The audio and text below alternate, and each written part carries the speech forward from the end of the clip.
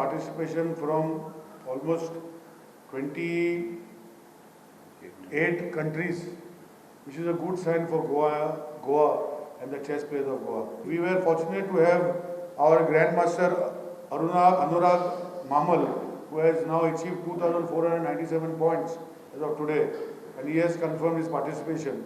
Bhakti, she has not confirmed. See, what happens is because our dates were fixed not at that time. Subsequently, they already participate and they already say that they will come. So, to different tournaments. Next year we will be having this tournament which we will decide as we finalize. So, we will tell all our grandmasters. The idea behind doing this Grandmasters tournament is to bring Goan chess to a different level.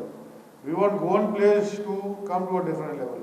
We have with us arbitrators here who get norms to go to a different level.